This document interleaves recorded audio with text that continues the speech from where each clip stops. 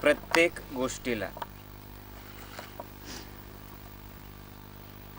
तुम्ही ज्या पद्धतीने पाहता ते तुमच्यासाठी तुमचं जीवन.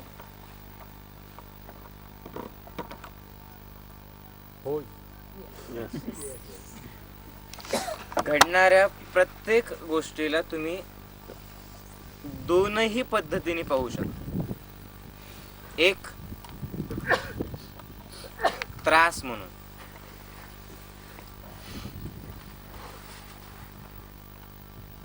आणि दुसरं स्वीकार म्हणून.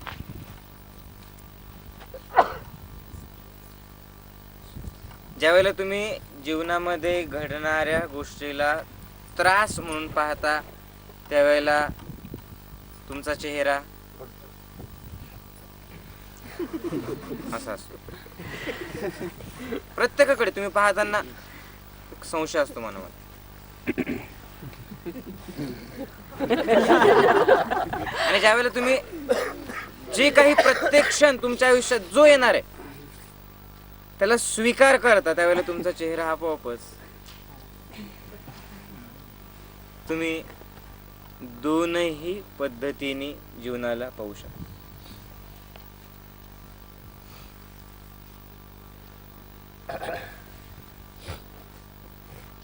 डोंगर तुम्ही चढून आलात आणि इथपर्यंत आलात.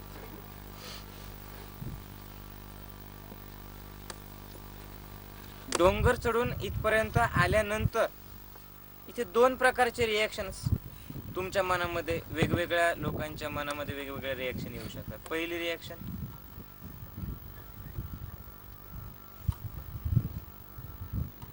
एवढा मोठा डोंगर चढवला, उतरवलं, माझे गुडघे दुखतायत, माझे पाय दुखतायत, माझे कंबर दुखते, खायला काही नाहीये, खायला द्यायचं असतं, मग काय कुठे काशी घालायची तेवढी घातली असते. कुणीतरी सांगा माऊलींना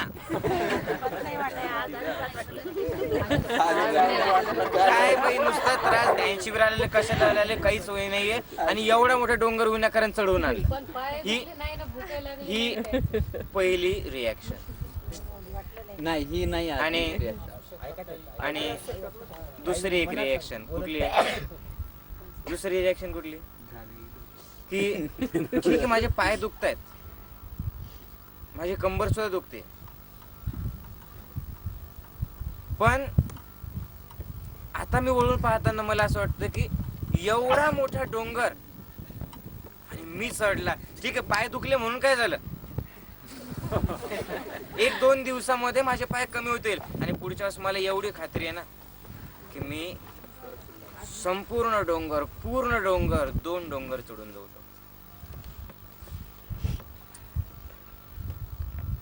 पहिली रिॲक्शन त्रासाची, दुसरी रिॲक्शन स्वीकार.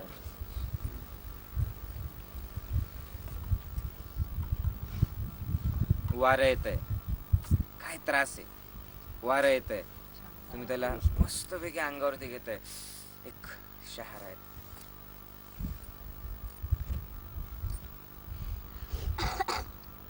आणि ज्या वेळेला तुम्ही एखाद्या घडणाऱ्या गोष्टीचा, जी गोष्ट घडते तुम्ही नाही ठरवू शकत तुमच्या आयुष्यात काय घडतंय, पण जे काही घडतंय ते घडत असताना जर तुम्ही त्याचा स्वीकार केला तर तुम्हाला आनंद मिळतो, एक शक्ती मिळते, आत्मविश्वास मिळत असतो, समर्पण वृत्ती वाढत असते, सर्वांशी एकरूपता तुम्हाला साधता येत असते, मनामध्ये प्रेम निर्माण होत असतं, आणि सगळ्यात महत्वाचं म्हणजे जे काही लोकांच्या चेहऱ्यावरती तर मला दिसतंय न संपणारं हसणं काही लोकांनी, ते तुम्हाला मिळत असतं. कधी? स्वीकार. जीवनातला प्रत्येक क्षण तुम्हाला, एक तो बॉल माहितीये, त्याला रबर लावलेला असतं, असं असं खेळायचं, लाडी लप्पा. तसंच आहे आपलं. त्रास स्वीकार, त्रास स्वीकार. तुमचा चेहरा असंच होत असतो. है ना? त्या टोकाला स्वीकार आहे, या टोकाला त्रास. तिकडे गेला स्वीकार. देऊन तर देऊन खायला काय दिलं हे दिलं. 505 रुपये द्यायला तयार होतो, दालपट्टीने दिली.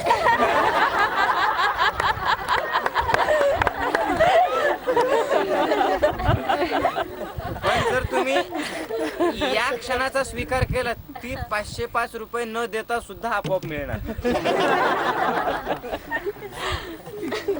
असं मी तुम्हाला आता सांगतो, याचा तुम्ही स्वीकार करा. उद्या जर नाही मिळाली त्याचाही स्वीकार करा.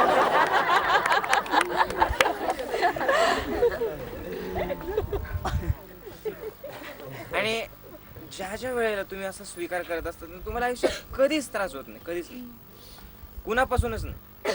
ना एखाद्या व्यक्तीपासून होत असतो, ना एखाद्या घटनेपासून, ना दुःखापासून. एक पाऊल टाकायचं तुम्ही स्वीकार केला आणि तुम्ही काय केलं बघ. एवढा मोठा डोंगर सोडून तुम्ही आला.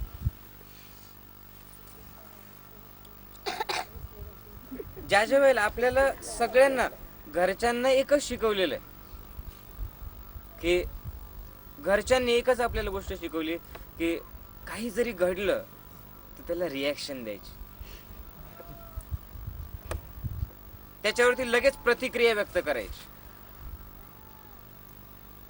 त्रास करून घ्यायचा स्वतःला.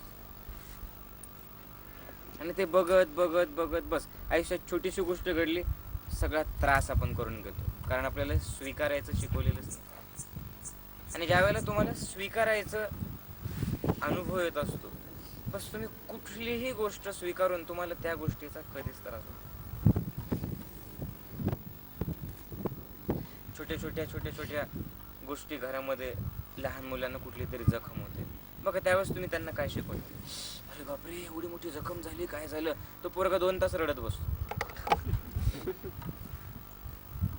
आणि त्या लहान मुलाला फ्राईडने हे सांगितलेलं आहे, मानसोपचार तज्ञ, की त्या लहान मुलाला जर एखादी आई असं शिकवत असेल, अरे पडलं तर पडलं, तू जीवनामध्ये पडणारच आहे, चल उठ आणि हसत हसत त्या पडण्याचा स्वीकार कर. त्यावेळेला हा मुलगा ज्या वेळेला मोठा होणार आहे ना, त्यावेळेला त्याच्या जीवनामध्ये जे काही घडणार आहे, तो केव्हाही पडला, तो आनंदात हसत हसत होतो. थोडस काहीतरी लागतं आणि आपण बापरे, थोडस काहीतरी दुखतं आणि आपण बापरे, आणि मग जीवनात प्रत्येक वेळेला त्रास होत असतो. त्यांनी जे सांगितलं की कुणाच्या तरी पायाने एवढा मोठा दगड पळत पळत पळत पळत धाड दिशी आला, माझ्या पायाला लागला. पायाला लागल्याच्या नंतर हे ज्ञान जर मला नसलं असतं तर अरे यार काय दगड लागला, लोकांना कळत नाही, आकलं नाहीत लोकांना, खाली माणसं बसलेले आहेत, माणसं नाही जनावर आहे का मग हे. पण दगड येतोय ना, त्याचाही स्वीकार केला, मला काहीच वाटलं नाही. नंतर लक्षात आलं की बरोबर तो नडगीवरती बसलेला आणि इथं रक्त पण आलेलं, पण त्याचं मला काहीच वाटत नाही, दुखणारही नाही मला गॅरंटी. का बरं? कारण त्या जखमेचा सुद्धा स्वीकार सुद्धा कसा करायचा, बाई किती छान जखम.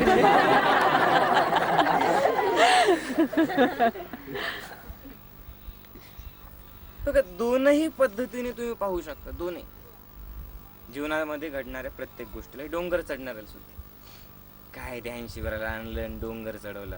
आमच्या गावाला काय नाही, काय सवताड्याचा डोंगर आहे आमच्याकडे. 270 फुटावरतून धबधबा खाली पडतो. मी गेलेलो नाही कधी, पण पडतो की नाही.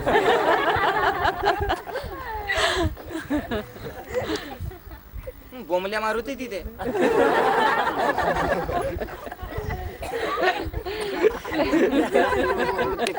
नाही उतरलं म्हणून काय झालं, मी सुद्धा बोंबल्या मारुती सारखं बोंबलत राहतो. तुम्हाला आतापासून तुम्ही ठरवा की तुम्हाला काय पाहिजे, स्वीकार की त्रास?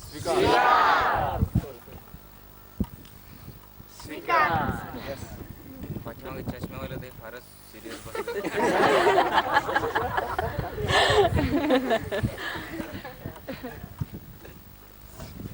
ज्यावेळेस स्वीकारतं त्यावेळेस प्रेम निर्माण होतं. मुलाचं हागणं, मुतणं, आजार, त्याला होणारा त्रास, तो देणारा त्रास आई स्वीकारते आणि आनंदात राहते. प्रेम आई खूप मुलावरती करते. का बरं? स्वीकार.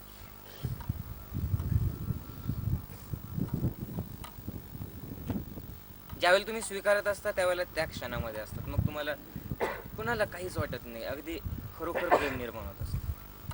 पुढच्या क्षणाचा विचार नाही करत. तुम्ही तरी आता जे काही प्रसाद दिला तो खाल्ला, मी तर तोही नाही खाल्ला, मी तर एक गाजर खाल्लं आणि मला भूक नाही. तुम्ही कशाला स्वीकारता हे खूप महत्वाचं. स्वीकार सगळ्यात जास्त आवश्यक. आणि जसं तुम्ही एखादी गोष्ट स्वीकारता तसं आपोआपच मनामध्ये एक आनंदाच्या लहरी आपोआप यायला.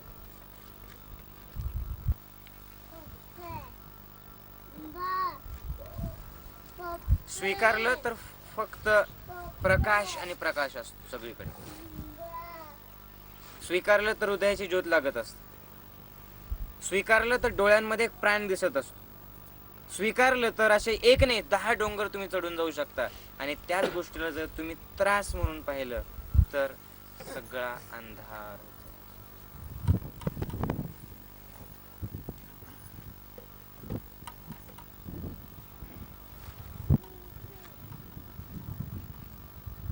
आणि हे करण्यासाठी हे जे छोटे छोटे अनुभव आहेत हे खूप महत्वाचे.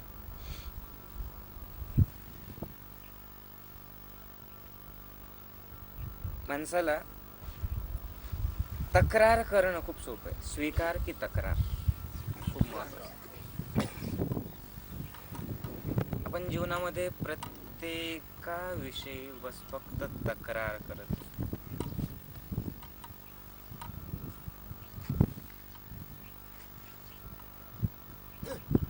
तक्रार केली, ऊर्जा कमी झाली. स्वीकार केला, एक शक्ती आली. ही गोष्ट साधी सुधी वाटू देऊ नका. 74 वर्षाची एक व्यक्ती, आजपर्यंत बाजार सुद्धा न गेलेली एक व्यक्ती, हार्ट पेशंट असलेली एक व्यक्ती, एवढे सगळे वेगवेगळ्या प्रकारचे लोक आनंदाने डोंगर चढतात.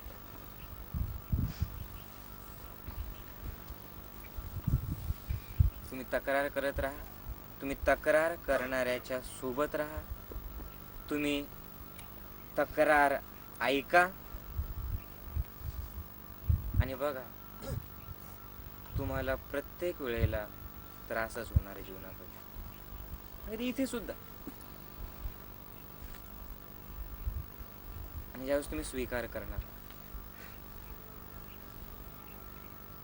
त्यावेळेला ही जी जीवनाची तुमची नाव आहे आपोआप सगळं पार करून जात.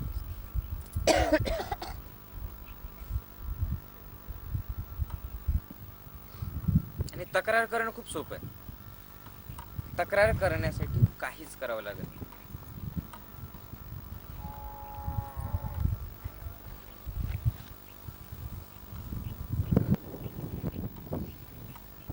म्हणून मी तुम्हाला सांगितलं की तुम्ही एखाद्या गोष्टीकडनं काय घेता हे तुमच्यावरती अवलंबून आहे.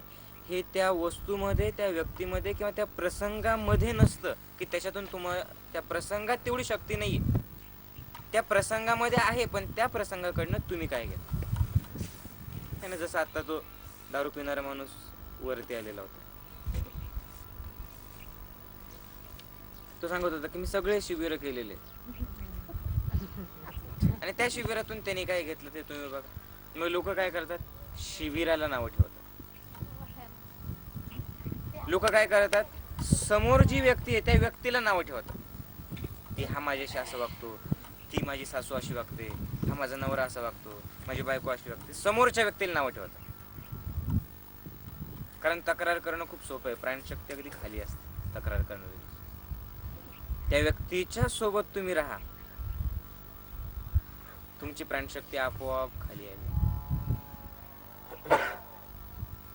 तुम्ही सुद्धा बघा, तुम्हाला ध्यान करणाऱ्या व्यक्तीच्या किंवा अनेक लोकांना त्यांना चांगलं बोलणाऱ्या व्यक्तीचा सहवास इतका चांगला वाटत नाही. पण एखादी व्यक्ती जर समजा एखाद्या व्यक्तीविषयी काहीतरी बोलत असेल किंवा टवाळक्या करत असेल किंवा मजाक करत असेल कोणाची, किंवा एखादी व्यक्ती जर समजा तक्रार करत असेल, तर तुम्ही लगेच किती त्याच्याशी समरूप होतात तुम्ही बघा. हे खूप सोपं आहे तक्रार करणं आणि तक्रार करणाऱ्याच्या सोबत राहा. आणि मग तुम्हालाही कळत नाही की कसं तुम्ही सुद्धा तसेच बनत असता.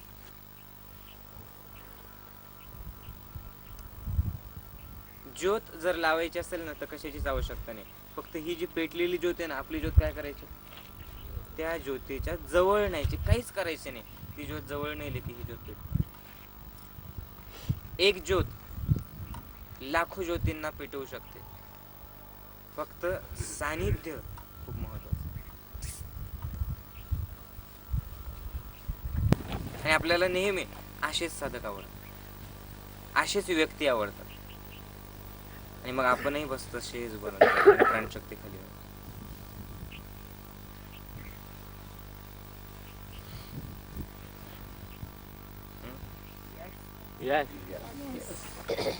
असं आहे की नाही, तुम्ही पहा जीवनामध्ये तुमची इच्छा नसताना सुद्धा कळत न कळतपणे तुम्ही कसे बोलायला लागतात, तुमच्या तोंडातून कशी तक्रार निघायला लागते आणि तुम्ही सुद्धा कसा नकारात्मक विचार करायला लागता, याचा अनुभव तुम्हाला अनेक वेळेला आलेला.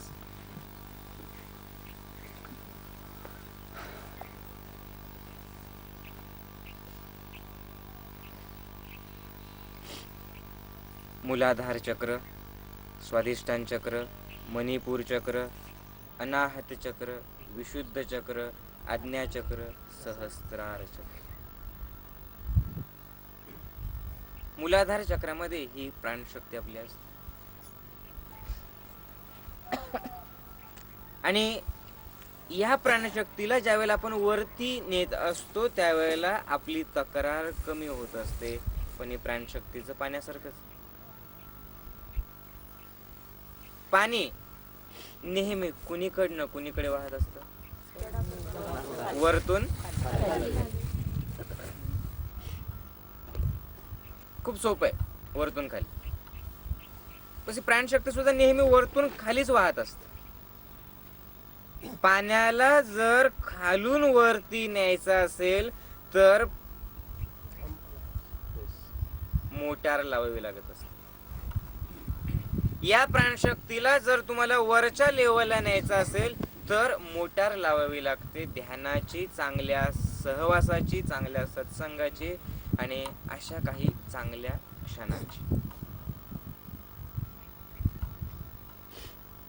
तुम्ही बघा, मुलं लगेच बिघडतात, लगेच शिव्या द्यायला लागतात. एक नवीन शब्द त्यांनी ऐकला की ते लगेच बोलायला लागतात. संस्कार करावे लागतात. व्यसन करण्यासाठी कुठला क्लास तुम्हाला माहिती आहे? एखादा क्लास. व्यसन कसे करावे आम्ही 5 दिवसात शिकवतो, 1000 रुपये फीस. कुठे आहे तुमच्या माहितीमध्ये? राग कसा करावा किंवा एकमेकांच्या विषयी वाईटच कसं बोलावं, कुठला क्लास आहे? असं नाही कुठलाच क्लास है ना. बरं, एखादा क्लास असा आहे का की आमच्या इथे फॅशनेबल शिव्या देणे शिकवतात? असं कुठे आहे का? नाही. बघा, या गोष्टी शिकवाव्या लागतच नाही का बरं? पाणी वरून खाली आपोआप ते मन स्वीकारत. आणि म्हणून या मनाला तुम्हाला ओढून असं न्यावं लागणार आहे, जसं तुम्ही तुमच्या डोंगरावरती स्वतःच्या शरीराला, या मोठ्या जड शरीराला वरती नेत.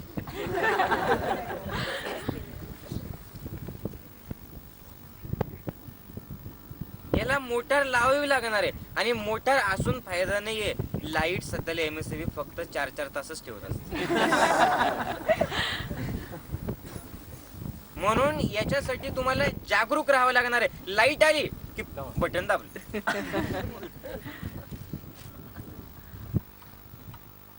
आणि जर समजा तुम्ही लाईट आली तरी सुद्धा झोपलेलेच असतात. सगळे लावलेले झाड गोविंदा. जळून जातात. जागरूकता असणं खूप महत्वाचं आहे. तुमची शक्ती, तुमचं मन तुम्हाला सारखं खालीच नेण्याचा प्रयत्न करत असत. बाबूला दारू पिण्याची सारखी सवय होती. रोज बाबू दारू प्यायचा.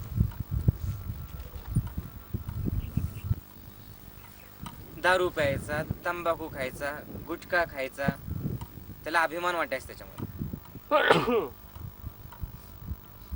आणि मग हे करत असताना एक दिवशी संत बंधुमल तिथे येतात. आणि संत बंधुमल बाबूला म्हणतात, बाबा रे काय करतोस, काय तुझी हालत झाली, दारू पिणं सोड. आज तू साधा पिऊन ये बघ, तू साधा नौकर चपराशी. जर तू या मागच्या 10 वर्षामध्ये दारू पिणं सोडलं असतं तर चपराशीने तू क्लास 2, क्लास 1 ऑफिसर झाला असता. चांगले कष्ट करायचं, दारू पिणं सोडून द्यायचं. भाऊ म्हणतो, अरे हट, याच्यापेक्षा तर माझी दारू बरी. कारण माझी दारू पिल्याच्या नंतर मी क्लास 1 ने डायरेक्टली पंतप्रधान बनत असतो याच्याकडे.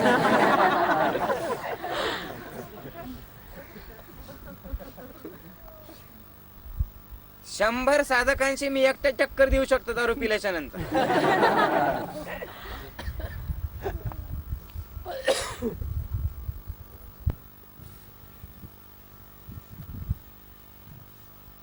शक्तीला खूप सोपं आहे असं खाली जाऊ द्या.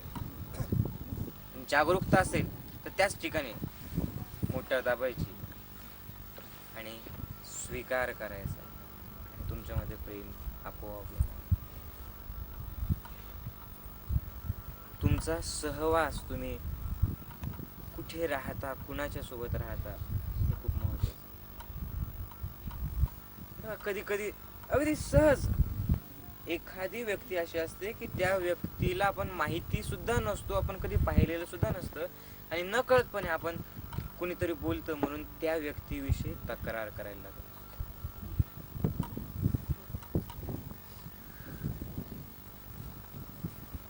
या 100 लोकांच्या सहवासाने तुम्ही सगळेजण डोंगर चढून गेले.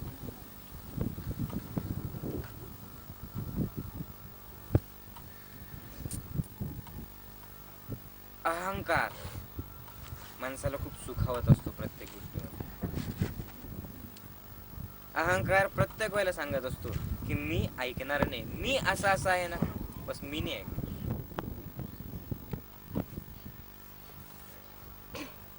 अहंकार तुम्हाला तुमचं जे मत आहे त्या मताला बाकीच्या लोकांना घेऊन बरोबर चालवायला शिकत असतो. आता खूप छान वाटतं अहंकार, असं वाटतं की मी सगळ्यांपेक्षा वेगळा आहे कोणी.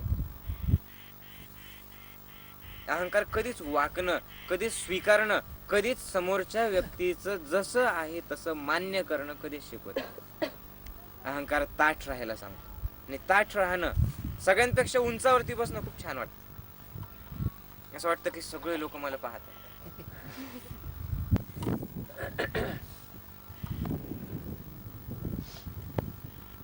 पण ज्या वेळेला वादळ येतं ना, वादळ येत असताना पहिल्यांदा जर कोणी पडत असेल तर नारळाचं झाड पडतं, जे ताठ असतं, जे सरळ असतं, जे वाकायला तयार नसतं. आणि त्याच नारळाच्या झाडाच्या खाली एवढं छोटंसं गवत असतं. ते गवत काय करतं, वादळ आलं त्याचा स्वीकार करतं, वाकतं, झुकतं, समर्पित करतं. वादळ गेलं की पुन्हा नव्या जोमाने उभं राहतं.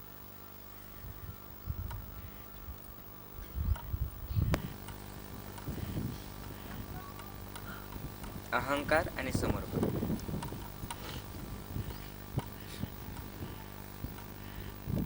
वाकणं,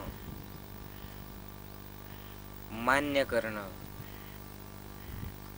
एखाद्या व्यक्तीच्या मताशी सहमत होणं किंवा एखाद्या व्यक्तीबद्दल प्रेम वाटणं, हे कधी होऊ शकतं?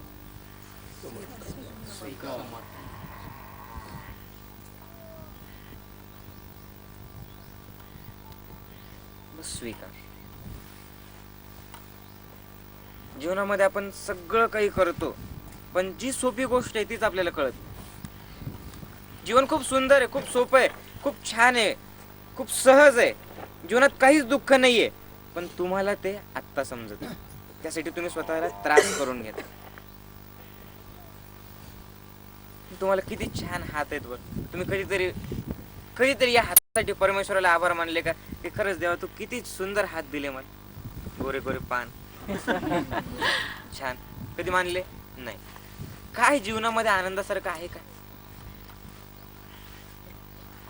मग काय होतं, इथून जातानाच ऍक्सिडेंट होतो आणि हात मोडतो. तुम्ही असं लटकवून असं असतात, आणि त्याच्यातही अहंकार असतो की हात लटकलेला माझा बघा, ते सुद्धा लोक दाखवत असतात.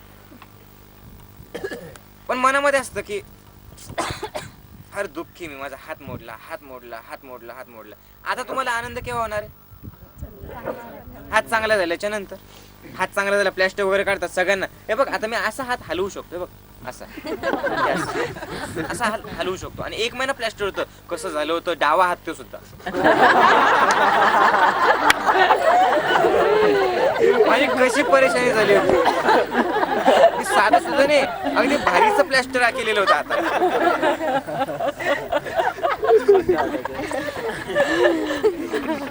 म्हणजे किती परेशानी झाली असेल विचार कर डावा.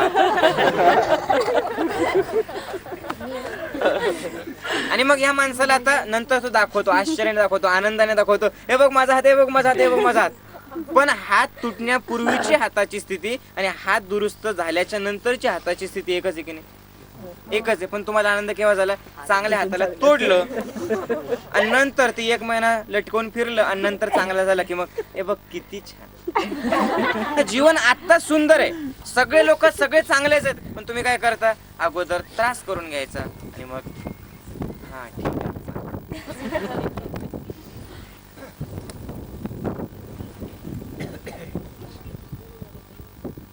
डोळ्यामध्ये काहीतरी गेले, छोटीशी गोष्ट असते, डोळा डोळा डोळा डोळा. आनंद कधी होतो? निघाल्याच्या नंतर. डोळ्यामध्ये ती वस्तू जाण्यापूर्वीची डोळ्याची स्थिती आणि वस्तू निघाल्यानंतरची डोळ्याची स्थिती एकच आहे. आनंद केव्हा झाला? वस्तूला जावं लागलं, मध्ये त्रास करून घ्यावा लागला. हा त्रास कशासाठी करून घेता मला सांगा ना? काही गरज त्रास करून घ्यायची? त्रास करून घ्यायची गरजच नाही, फक्त स्वीकार करा, नको त्या गोष्टींचा स्वीकार करा. हे आपलं तत्व असतं. डॉक्टर तुम्हाला सांगतो की तुम्ही हार्ट पेशंट आहे, कुठेच चढायचं नाही, आणि तुम्ही आयुष्यभर मान्य करता की मी हार्ट पेशंट आहे, मी कुठेच चढणार नाही, कारण मनामध्ये आळशीपणा असतो.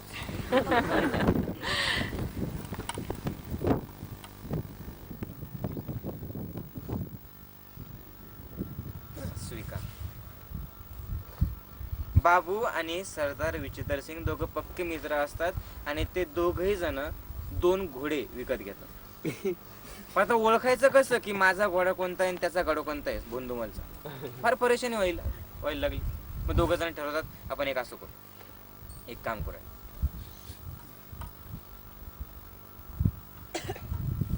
1 घंटा, जी पिवळी घंटा आहे भाऊ म्हणतो की ती माझ्या घोड्याच्या गळ्यामध्ये बांधील, आणि जी लाल घंटा आहे ती तुझ्या घोड्याच्या गळ्यामध्ये बांधील, म्हणजे ओळख होईल की पिवळ्या घंट्यावाले माझा आहे.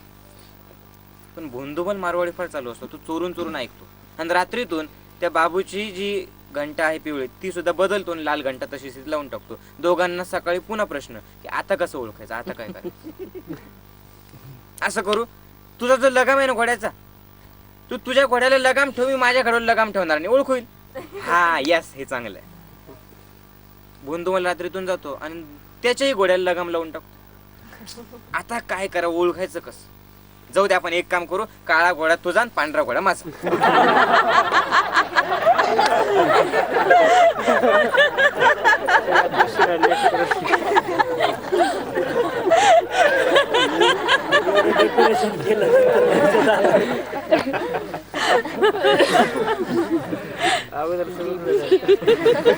अगोदर त्रास करून घ्यायचा जीवनामध्ये. तुम्ही खरोखर बघा, ज्या व्यक्ती तुम्हाला आवडत नाही, जे प्रसंग तुम्हाला आवडत नाही, ज्या घटना तुम्हाला आवडत नाही, जे काही तुम्हाला आवडत नाही हे तक्रारीमुळे आहे. तुम्ही बस त्याचा स्वीकार करा आणि बघा ते तुम्हाला आपलेच आहेत असं वाटणार आहे. त्याच जीवनामध्ये जिथे तुम्हाला त्रास होतोय तिथे तुमच्या जीवनामध्ये एक सुंदरसं फुल उभं.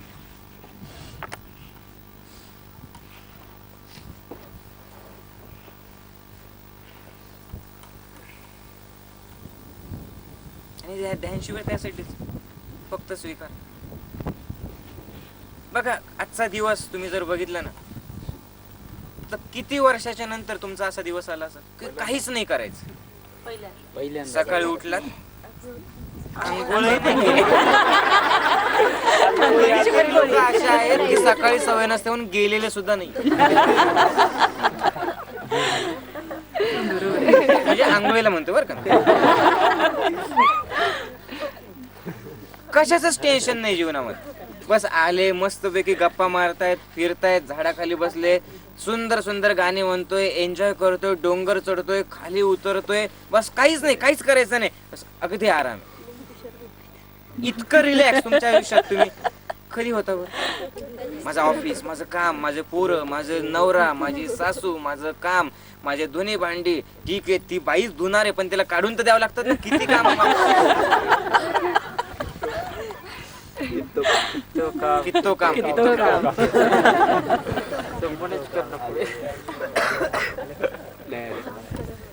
आणि इतकं रिलॅक्स तुम्ही कधीच नव्हता. फक्त आपण एक फिक्स आयुष्य जगत होतो. ध्यानशिबिराचं हेच वैशिष्ट्य की ते करत काहीच नाही पण एक ऊर्जा आपोआप येत असते.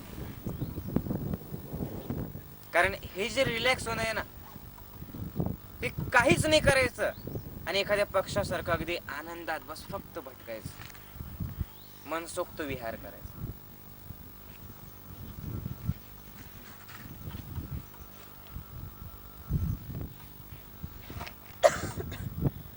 ज्यावेळेला तुम्ही असं रिलॅक्स असता त्यावेळेला हे सगळे जे टेन्शनचे पार्टिकल्स आहेत आपल्या शरीरामध्ये, सगळे जे टेन्शनच्या ग्रंथी आहेत हे आपोआप निघून जायला. हे रिलॅक्स होणं खूप गरजेचं. पूजा करताना रिलॅक्स असता तुम्ही? प्रार्थना करताना रिलॅक्स असतात? नाही. पूजेमध्ये सुद्धा प्रकार आहे. 4000ची करायची का 5000ची? चरण दर्शन घ्यायचं 1,00,000 रुपये द्या. पाहायचं असेल तुम्हाला तर 5,000 रुपये. बोलायचं असेल अर्धा तास 3,00,000 रुपये. आणि या गोष्टी आपल्याला खूप आवडतात कारण हे अवघड आहे. हे अवघड आहे खूप. आणि माणसाला सोप्या गोष्टींमध्ये इंटरेस्ट नसतो, अवघड गोष्टींमध्ये इंटरेस्ट असतो.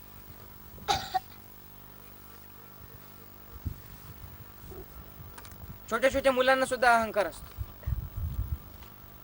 की तू काय, अरे तुझ्यापेक्षा मी जास्त आहे.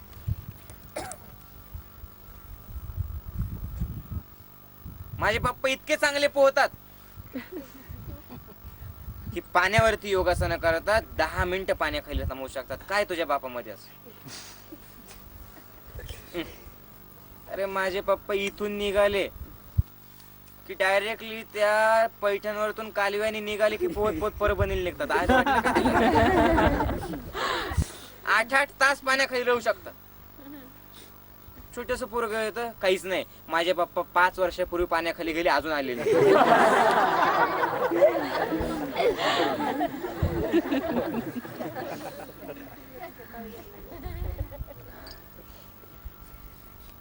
माणसाला अवघड गोष्टींमध्ये इंटरेस्ट असतो, सोप्या गोष्टींमध्ये नसतो. आणि जीवन अवघड नाही, जीवन सोपं आहे पण तुम्ही त्याला म्हणून अवघड करून टाकत असता.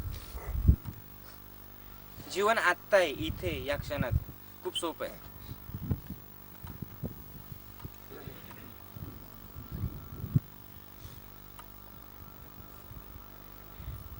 पण ते सोपं तुम्हाला नको. घास सरळ खाण्याच्या ऐवजी तुम्हाला असं खाण्यातच खूप इंटरेस्ट. खातात असंच पण फिरून यायचं.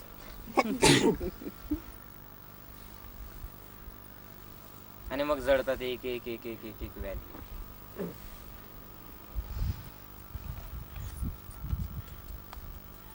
या डोंगरावरती आपण जाऊन आलो ही बातमी कुठलाच पेपरवाले घेणार नाही. पण एव्हरेस्ट वरती लोक जाऊन आले ही बातमी घेईल का? कारण ते अवघड आहे. अवघड मध्ये इंटरेस्ट आपल्याला. ज्या माणसाने एव्हरेस्ट चढला तो म्हणतो अजून काहीतरी सांगा, आता मला चंद्रावरती जायचं.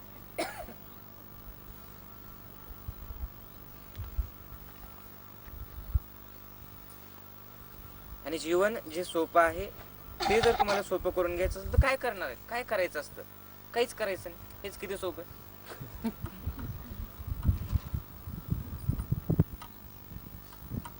अवघड गोष्टी, सोप्या गोष्टी नको. जे सोपं आहे ते तुम्हाला खोटं वाटतं, जे अवघड आहे ते तुम्हाला खरं वाटतं. कृष्णामध्ये देव आहे हे कुणीच मान्य केलं नाही का? अरे हा माणूस आमच्यासारखाच बोलतो, आमच्यासारखाच कपडे घालतो, याला बायको आहे, हा चिडचिड करतो, हा राग करतो, हा कधी कधी शिव्या देतो, याच्यामध्ये काय देवत्व आहे? हा तर माझ्यासारखाच आहे, सगळ्यांना वाटलं. पण कुठेतरी अर्जुनाच्या मनामध्ये आलं नाही, याच्यामध्ये काहीतरी वेगळं आहे. राहतो आमच्यासारखं, बोलतो आमच्यासारखं, याचं लग्न झालेलं आहे, हा संसार करतो, पण याच्यामध्ये काहीतरी वेगळं आहे. त्याने त्याचा शोध घेतला.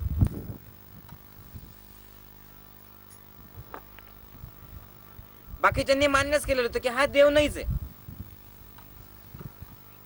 मग नाहीच म्हटलं की तुम्ही काहीच करू शकत नाही. पण अर्जुन मध्ये होता कुठेतरी, श्रद्धा पण नाही आणि अश्रद्धा पण नाही. आणि मग ज्यावेळेस शोध घेतला, मग अर्जुन, त्याच अर्जुनाला देव दिसला त्याच्यामध्ये. म्हणून प्रत्येक जण अर्जुन बनायला पाहिजे. अर्जुन हा जो शब्द आहे, हा शब्द अरजता याच्यापासून निर्माण झालेला आहे. अरजता मतलब क्या? ये अभी फिक्स नाही, डमाडोली आहे, अजून कुठेच फिक्स नाही.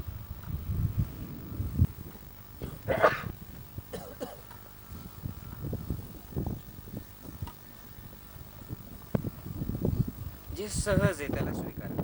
अवघडाच्या पाठीमागे कशासाठी लागायचं?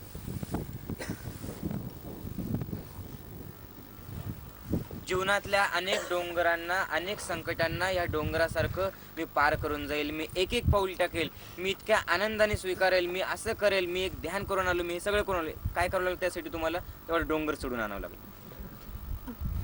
अगोदर म्हणत होते अरे काही नाही, एक आत्ताच्या क्षणात राहा. नाही, डोंगर चढून नंतर आल्याच्या नंतर सांगतो.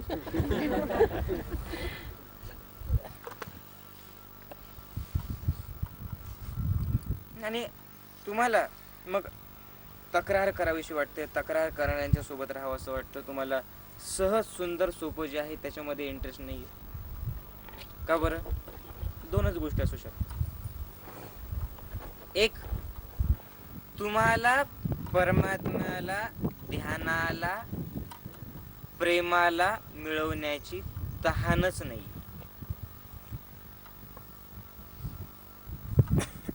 तुम्ही येत आहेत पण तहान नाही. आणि दुसरं, तहान आहे पण वाट चुकीची.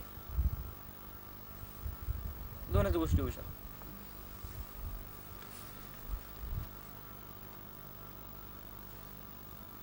ज्याला तहान लागलेली आहे ना,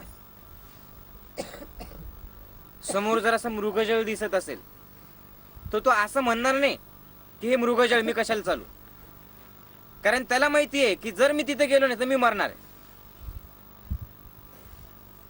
तो जाणारच तिथे, तो शोध घेणारच, तो विहीर खोदायला लागणार आहे.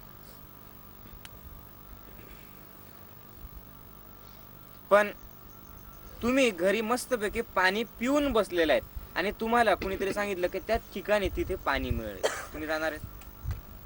नाही. तुम्ही म्हणताल जाऊ द्या. का बरं? तहानच नाही.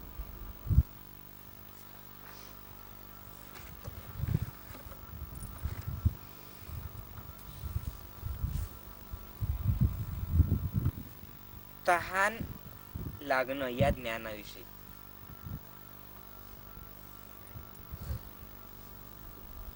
खूप महत्वाचं.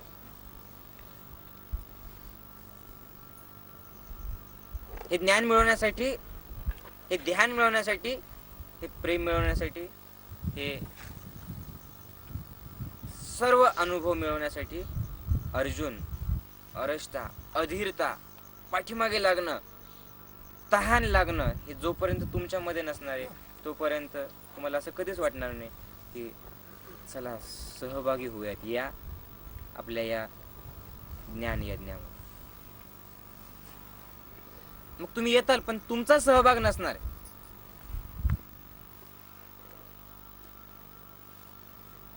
आणि ज्याला तहान लागलेली आहे, दिसत नसेल तरी डोळे नसतील तरी सुद्धा चढतात. का बरं? तहान आहे.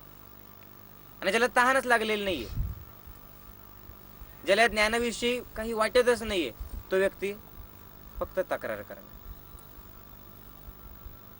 म्हणून तुम्ही इथे येतायत याच्यावरती तुम्हाला असं वाटू देऊ नका की तुम्ही साधक आहेत म्हणून ज्ञानयोगाचे.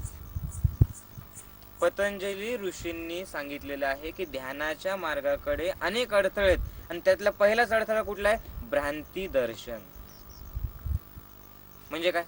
2 वेळेला 4 वेळेला ध्यान केलं की तुम्हाला असं वाटतं की आता मला सगळं काही मिळालं. पण हा न संपणारा प्रवास आपल्या लक्षातच येत नाही. हे अनंत आहे, याला कुठलाच शेवट नाहीये. या जन्मात नाही, पुढच्या जन्मापर्यंत हे चालणार आहे.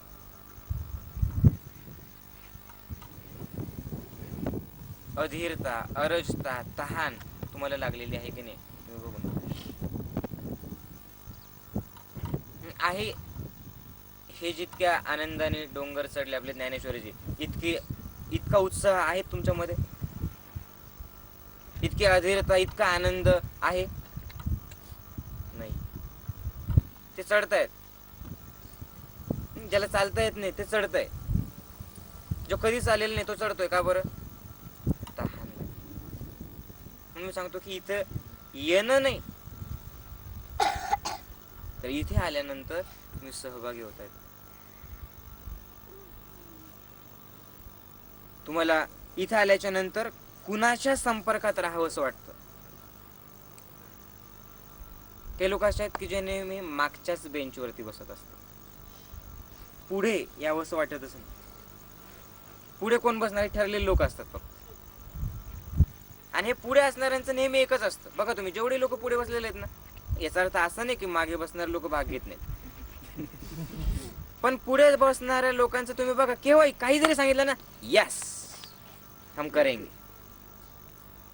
मागच्या बेंचवरती बसणारे जे लोक आहेत ना, मुलं, बघा ते काहीच करू शकत नाही. ते फक्त आई बापाचं दुकान चालवतात. तहान, अतृप्तता, प्यास, अभिप्सा. आणि मग मला काहीच करायची गरज नाही. मी काय करणार आहे? मी फक्त वाट दाखवेल की चला या मार्गावरती तुम्हाला कुठेतरी विहीर मिळू शकते. आणि तुम्हाला गॅरंटी जरी नसेल ना तरी सुद्धा तुम्ही आपोआप त्या मार्गाने जाणार. का बरं? कारण तुमची शोध घेण्याची इच्छा आणि तुमचा शोध, तुमची अतृप्तता या ज्ञानाविषयी, तुमचं झोकून देणं, तुमचं या ज्ञानाविषयी वेड होणं, मग तुमचा या ध्यानाकडचा प्रवास सुरू करणार. इथे येणं महत्वाचं नाही. इथे आल्याच्या नंतर तुमची खरंच तहान असेल, मला कधीच सांगावं लागणार नाही की अरे तू आहार कुठला घेतोय बघ.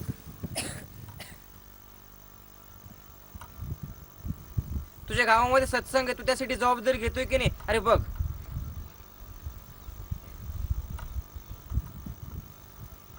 तहान असेल, माऊली म्हणजे एक मृगजळ असेल, असू शकतं. ज्ञानयोग म्हणजे एक मृगजळ असेल, असू शकतं. काय इथे आहे, इथे काही शक्ती आहे हेही माहिती नाही तुम्हाला, विश्वासही नाही. पण या मृगजळाकडे तुम्ही येणार आहात कधी?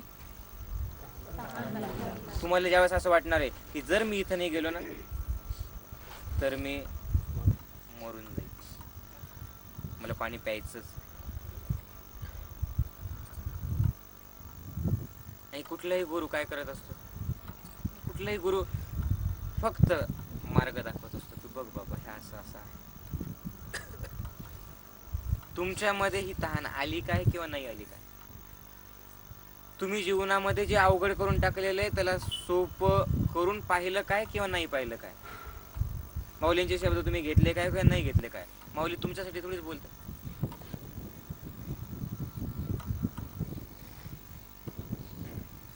मला द्यायचंय, मी बोलतोय. मला किती घ्यायचंय तुमच्या जोडीमध्ये तुम्ही घ्या आणि त्याच्यामध्ये जागरूक राहा. आणि खरा साधक हा तोच आहे की ज्याला ह्या ज्ञानाविषयी खूप वाटत असतं.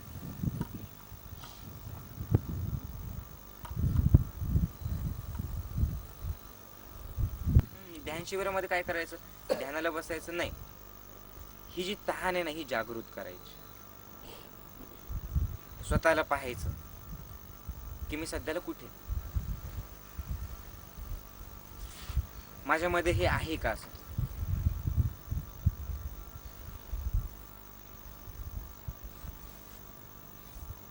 मला कुणाच्या संपर्कात राहायला आवडतं,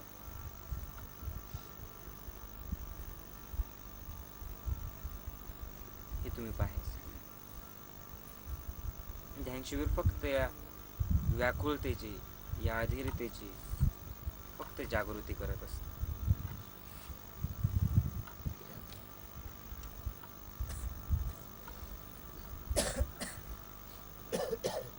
दगडाखाली वाहणारा जो झरा आहे, फक्त तो दगड उचलून गुरु दाखवत असतो की बघ खाली पाणी. मग त्या पाण्यात मनसोक्त डुंबायचं की नाही ही तुमची मन.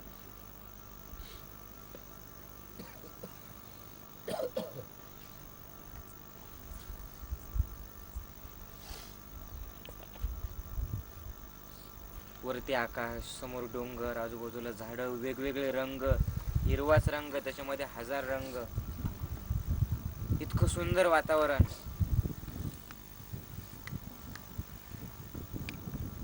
चांगले शब्द, मनात ध्यानाकडे जाणारी प्रक्रिया, मनाची शांतता कधी येणार आहे आपल्याला? स्वीकार करा.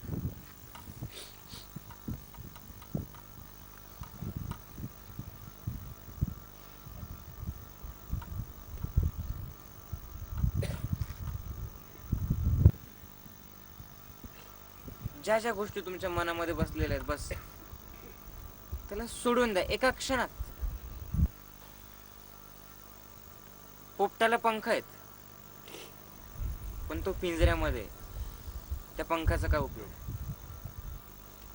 ते पंख म्हणजे त्यासाठी शाप आहे.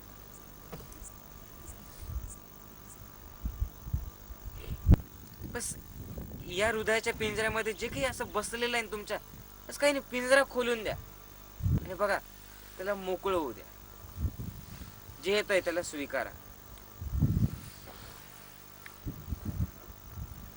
स्वीकार म्हणजे ध्यान.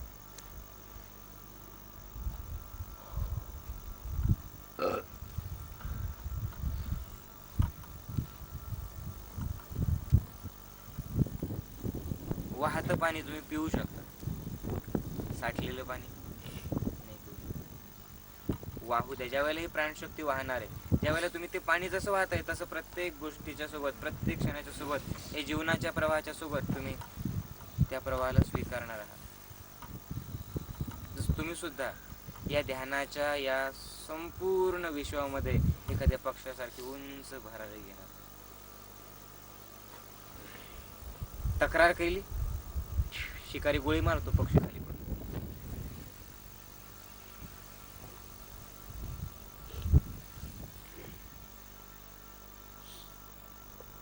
स्वतःच्या शरीराविषयी, स्वतःच्या रूपाविषयी, आपल्या जवळच्या व्यक्तींविषयी, आपल्या घराविषयी, इतर लोकांविषयी जर तक्रारच करत राहिलात तर त्यांच्यामधले चांगले गुण कधी बघणार? तुम्हाला काय घेऊन जायचं इथून या 4 दिवसातून तुम्ही ठरवा.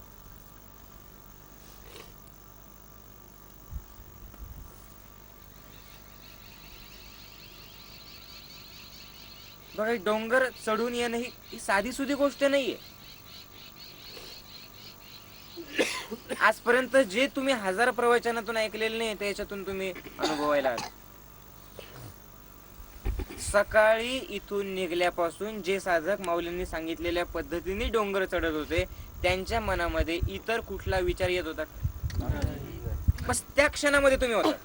एक पाऊल टाकायचं, एक पाऊल टाकायचं, एक पाऊल टाकायचं, एक पाऊल टाकायचं, त्या क्षणामध्ये होता. कुठलाच बाहेरचा विचार नाही. विचाररहित अवस्था. एवढ्या वेळ ध्यानच आहे.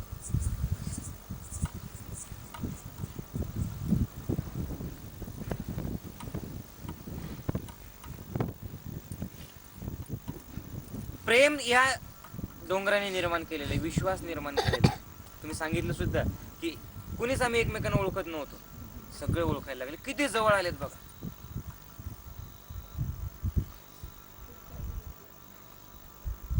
सगळे आपलेच वाटतात. मला तरी वाटतात, तुम्हाला नाही.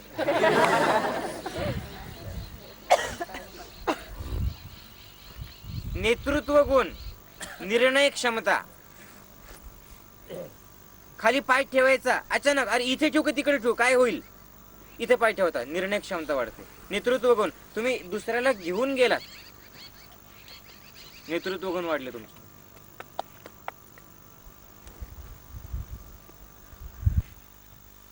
जीवनामध्ये किती संकट आले, डोंगरासारखं मोठं संकट असेल की बापरे आता काय करायचं, तुम्हाला एक सूत्र मिळालं की काय करायचं विचार नका करू, एक पाऊल पुढे टाका, आत्ताच्या क्षणाचा विचार करा, पुढचं पुढे बघून. तो आहे ना, परमात्मा आहे. ओझं तुम्ही घ्यायचं की त्याच्या अंगावरती लिहून टाकायचं, तुम्ही ठरवा.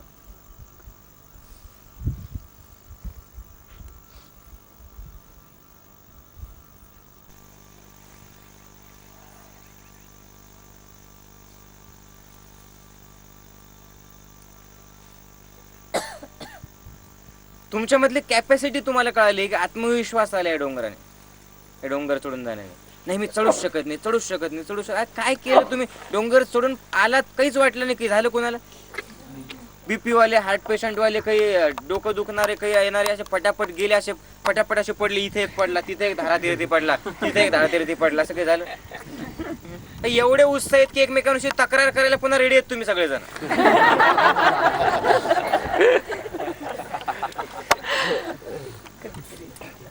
कच्चच आहे, काही गाजर देतात, माकडे काम.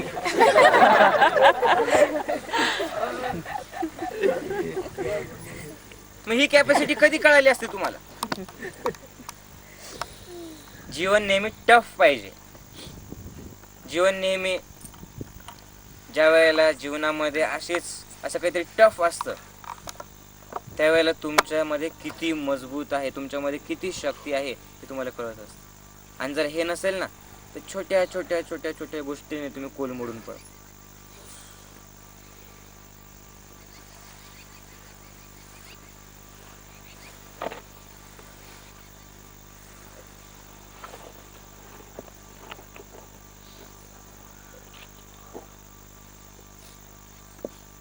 खूप काही मिळू शकतंय ध्यानची गरज नाही तुम्हाला. बस तुम्ही घेण्यासाठी कसं तयार झालेलं आहे. असं की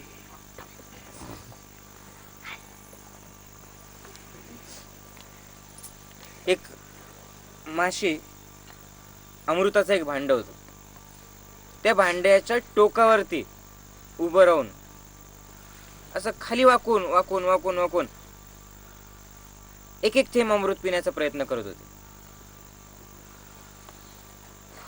एक थेंब प्यायची प्यायची प्यायची, पुन्हा इकडे व्हायची. का बरं? कारण त्याला भीती वाटायची, मी त्या भांड्यात पडले तर. अमृताचं भांड्यात पडली तर काय होणार आहे? कशासाठी एवढी कसरत, कशासाठी भीती, कशासाठी टेन्शन घ्यायचं? पडले तर पडा, भांड अमृताचं आहे.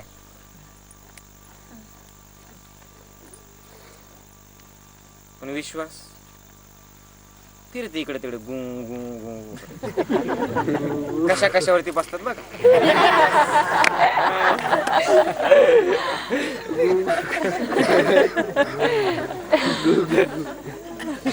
कोणत्या माशा आहेत या? या सगळ्या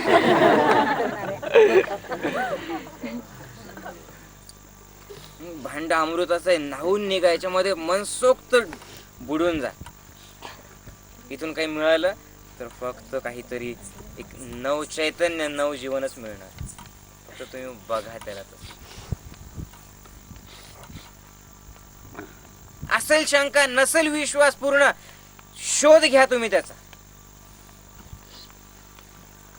ही तृप्तता ठेवून तुमच्या मनातल्या या तहान लागलेल्या त्या मनासाठी तुम्ही कुठेतरी हे ध्यानाचं, हे विश्वासाचं, हे प्रेमाचं पाणी शोधा. झरा वाहतोय, तुम्ही शोधत राहा.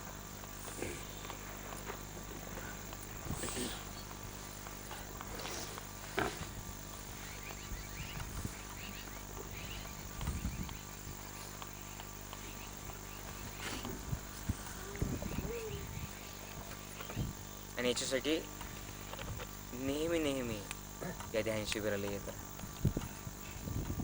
तुम्ही ध्यान शिबिराबद्दल कुणाला सांगा किंवा नका सांगू, मला काही फरक पडत नाही. तुम्ही इथे या किंवा नका येऊ, मला काही फरक पडत नाही. मला जे द्यायचंय ते मी तुम्हाला देतोय. तुम्हाला काय घ्यायचंय तुमच्या त्या कुवतीप्रमाणे तुम्ही घेणार. मी ध्यान शिबिर करतो, मी ध्यान शिबिरात येतो, मी साधना शिबिर घेतो, मी बोलतो एक साधक म्हणून. मी बोलत नाहीये, माझ्यामध्ये जे काही आहे, माझा आनंद आहे, तो तुम्हाला देतो. तुम्ही चष्मा कुठला लावलेला आहे तुम्ही बघा. तुम्हाला हे जग कसं दिसतंय तुम्ही बघा. तुम्ही या नाही तर नका येऊ. मी असंच राहणार.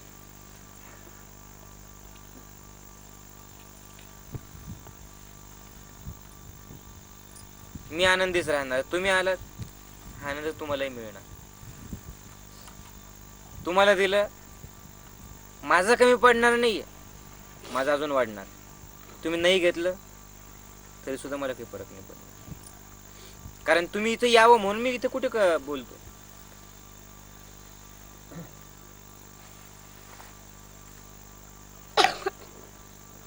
ज्याला भावलं, ज्याच्या हृदयाला भिडलं, ज्याला काहीतरी सुंदर अनुभव आला, ठरवण्याची गरज नाही, आपोआप पावलं इकडे वळणार.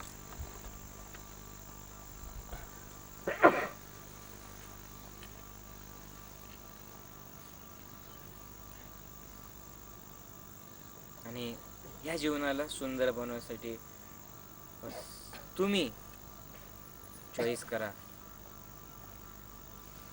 तुम्ही आज एक गोष्ट इथून जाताना पक्की ठरवून घ्या. तुम्ही या गोष्टीबाबत जागरूक राहा. तुम्ही कितीही मनाच्या विरुद्ध काही जरी घडलं तरी सुद्धा त्या क्षणाला स्वतःला विचारा की बाबा रे, अरे मना, स्वीकार की तक्रार.